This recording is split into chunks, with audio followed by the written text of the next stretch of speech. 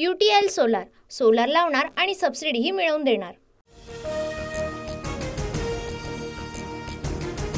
केंद्रीय गृहमंत्री अमित शहा आज मुंबईच्या दौऱ्यावर। विधानसभेच्या पार्श्वभूमीवर अमित शहांसोबत भाजप नेत्यांच्या बैठका होण्याची शक्यता।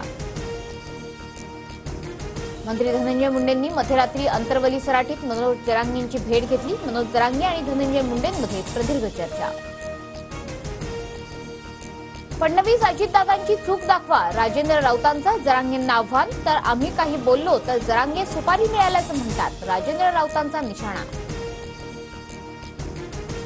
हिम्मत असेल तर जरांगेंनी चर्चेला यावं, प्रसाद लाड यांचं आव्हान। तर जरांगे पाटील महाविकास आघाडीचा माणूस, पवारांचं घातलेलं कातडं फाडणार, प्रसाद लाड यांचा जरांगे पाटलांना इशारा।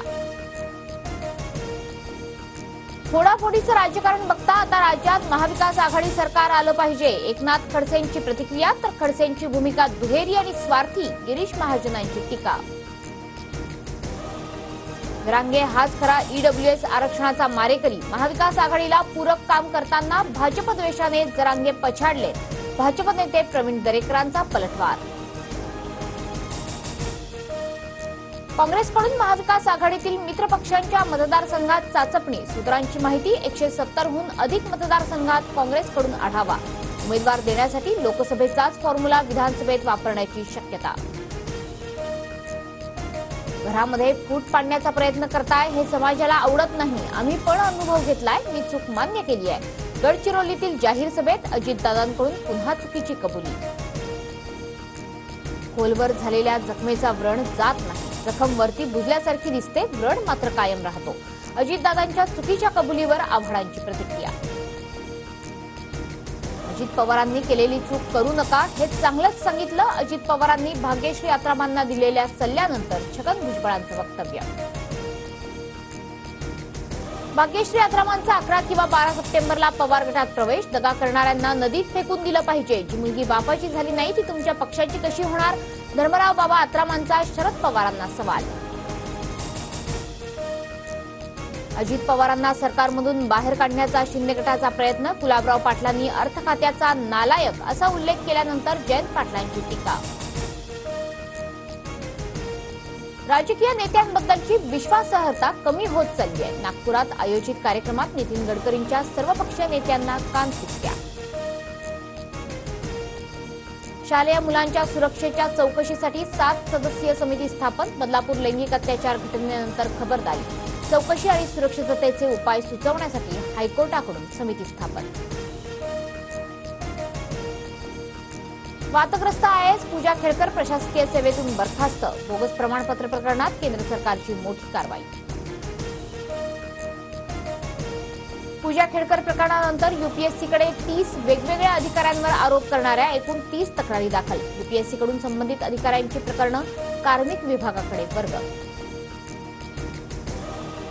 भविष्यात माझ्या विरोधात एजन्सीचा वापर केला जाऊ शकतो, बैठका कुठे आणि कशा झाल्या हेही समजेल, रोहित पवारांचा आरोप।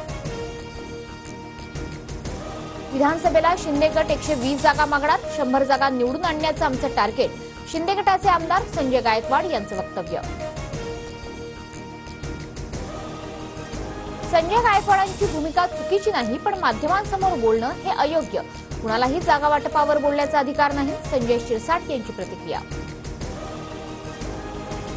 आम्ही महायुतीचा धर्म पाळतो, महायुतीचा धर्म न पाळल्यास वेगळा परिणाम दिसेल, कार्यकर्त्यांनी वेगळी भूमिका घेतल्यास नवल वाटायला नको, नाव न घेता अर्जुन खोतकरांची रावसाहेब दानवेंवर टीका।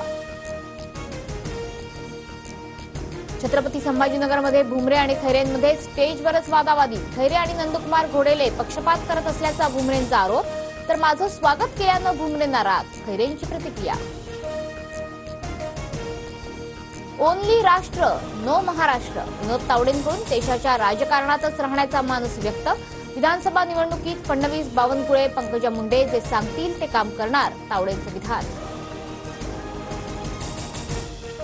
शेतकरी नेते रविकांत तुपकर यांचं अन्नत्याग आंदोलन तात्पुरतं स्थगित, मंत्रालयात 11 सप्टेंबरला अजितदादांच्या उपस्थितीत बैठक, तोडगा न निघाल्यास 12 सप्टेंबरला पुन्हा आंदोलनाचा तुपकरांचा इशारा।